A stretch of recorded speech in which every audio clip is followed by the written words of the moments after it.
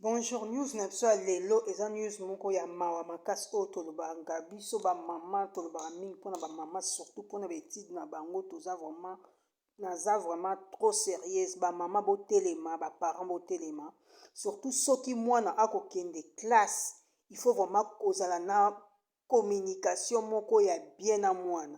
Botala mwana biso Claudia, une congolaise, une demoiselle ya 15 ans, aza na 3e, donc azaki na 3e après aokota na lycée. Donc mwana ya 3e soki anene esili alingi akota na lycée, eza vraiment mawa. Demoiselle oyo akangaki na ye Claudia, mwana na biso akangaki suki na barasta. Ntango akangi suki na barasta, bakamaradi na ya classe bakomi koseka suki na ye entre parenthèse, eza lokola singe, biloko moko ya bongo, donc eza vraiment mawa pe pasi. La petite akangi kanda agiflaki camarade na ye, ntango agifle camarade na ye ezalaki na récré na libanda. Botala kaka garçon fia moto camarade no abetaki ye grand frère na ye akifi eza camarade na ye classe abengaki deya grand frère na kwa moko bagiflaki ye, donc aye na arme atire Claudia, la petite akufi. Eza vraiment mawa. Baaksida ekosalama mingi na ekole. Eza lisusu ya jeune oyo, deuxième histoire eza jeune oyo Sean, ye aza deja mwana aza handicapé atambola na chaise roulant. Yango bana oyo ya mboka oyo baza makambo moko nayebisa bino, baza na mitema te, baza lokola bakuluna plus que kuluna. Bayebi ke camarade na bango ya classe ndenge aza motu mwindu azalaka deja handicapé, mais malgré cela bazwi chaise roulant na ye bakotia yango balingi bapete bapine ya chaise roulant na ye, bakamati batindi ski mwana oyo moto aza deja makoloni eza bien te, aza handicapé. Franchement batindiki akwe, ntango akwe babeti ye bapie na poitrine. Mwana yango deja azalaki deja malade, bakendani na hôpital akomaki kosanza makila mais akufa te.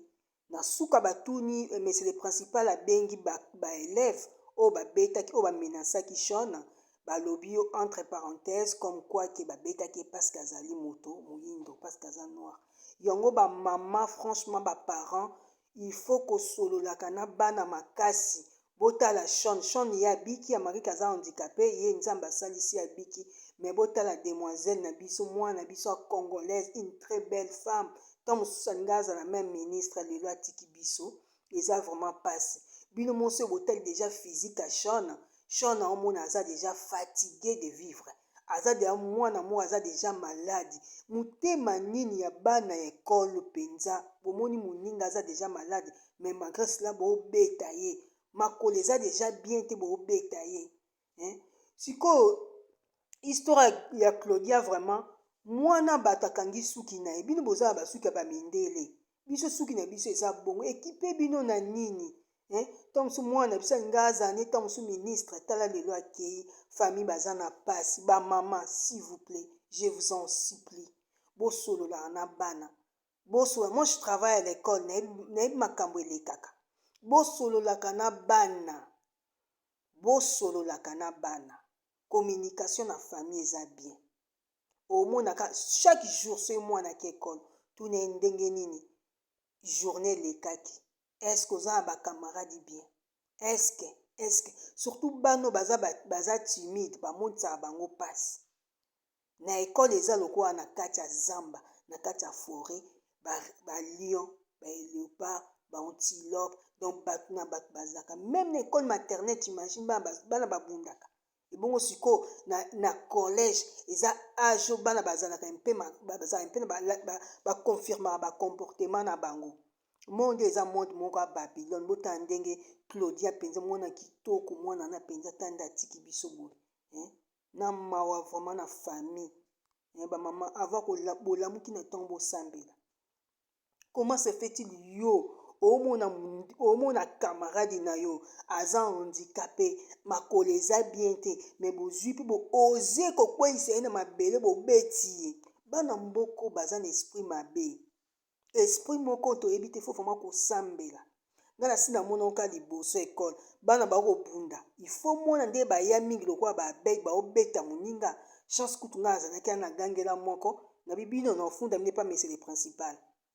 Donc vraiment bamama baparent botelema mpona bana bosambela mpona bana na bino boyebaka na bana na bino soki bato basali bango mabe ifo balobaka na ndako bazalaka soni te moto agogoli oyebisi parent. Et puis il faut pas aussi se laisser faire aussi. Donc histoire na biso yango wana baparent il faut bosola na bana eza vraiment mana histoire ya Claudia et puis na Sean esala nga vraiment passe bomona moto bobomi kaka moto po akangi suki ya bamèche.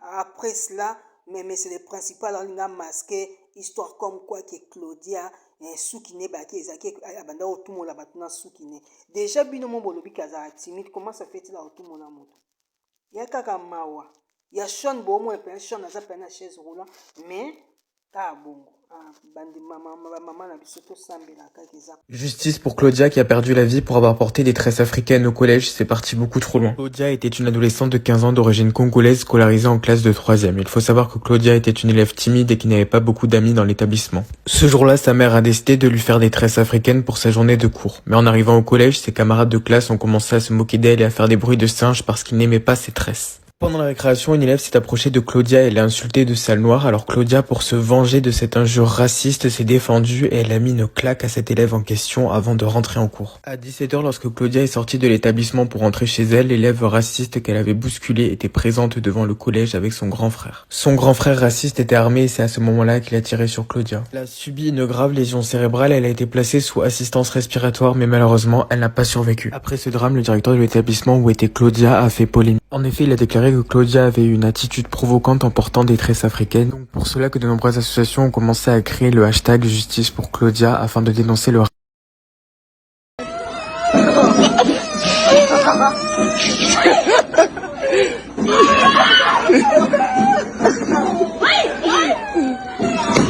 Sean Landry est un jeune adolescent de 14 ans qui souffre de paralysie cérébrale, ce qui l'empêche de marcher. Malgré son handicap, sa mère a décidé de le laisser inscrit au collège pour qu'il soit avec d'autres adolescents de son âge. Mais un midi, un groupe d'élèves se sont rapprochés de lui, ils ont commencé à mettre des coups de couteau dans les roues de son fauteuil roulant. Par la suite, Sean est tombé par terre et les élèves en ont profité pour le frapper. Il a dû être transporté d'urgence à l'hôpital parce qu'il perdait beaucoup de sang et qu'il commençait à faire une hémorragie interne. Par la suite, il a dû passer plusieurs semaines en rééducation parce que ses camarades lui ont cassé le bras et ils lui ont tordu la cheville. Sa famille a beaucoup souffert parce qu'ils ont cru le perdre plusieurs fois à cause de sa santé déjà fragile. Dans le bureau du directeur, les élèves ont avoué avoir fait ça à cause de la couleur de peau de Sean qui les dérangeait beaucoup, mais cependant ils n'ont pas été virés. Heureusement, il a pu compter sur le soutien de sa famille, mais malheureusement, il a dû partir du collège parce que ses camarades ont continué à le harceler et à le menacer par la suite.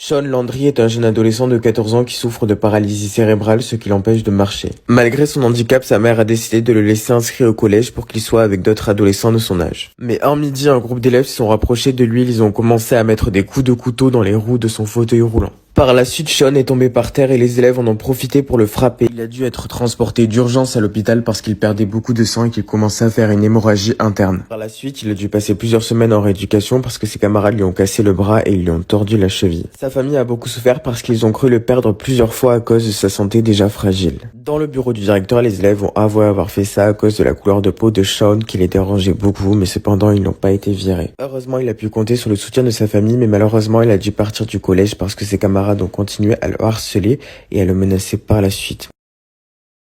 Justice pour Claudia qui a perdu la vie pour avoir porté des tresses africaines au collège, c'est parti beaucoup trop loin. Claudia était une adolescente de 15 ans d'origine congolaise scolarisée en classe de 3e. Il faut savoir que Claudia était une élève timide et qui n'avait pas beaucoup d'amis dans l'établissement. Ce jour-là, sa mère a décidé de lui faire des tresses africaines pour sa journée de cours. Mais en arrivant au collège, ses camarades de classe ont commencé à se moquer d'elle et à faire des bruits de singe parce qu'ils n'aimaient pas ses tresses. Pendant la récréation, une élève s'est approchée de Claudia et l'a insultée de sale noire. Alors Claudia, pour se venger de cette injure raciste, s'est défendue et elle a mis une claque à cet élève en question avant de rentrer en cours. À 17h, lorsque Claudia est sortie de l'établissement pour rentrer chez elle, l'élève raciste qu'elle avait bousculé était présente devant le collège avec son grand frère. Son grand frère raciste était armé et c'est à ce moment-là qu'il a tiré sur Claudia. Elle a subi une grave lésion cérébrale, elle a été placée sous assistance respiratoire mais malheureusement, elle n'a pas survécu. Après ce drame, le directeur de l'établissement où était Claudia a fait polémique. En effet, il a déclaré que Claudia avait une attitude provocante en portant des tresses africaines. Donc pour cela que de nombreuses associations ont commencé à créer le hashtag Justice pour Claudia afin de dénoncer le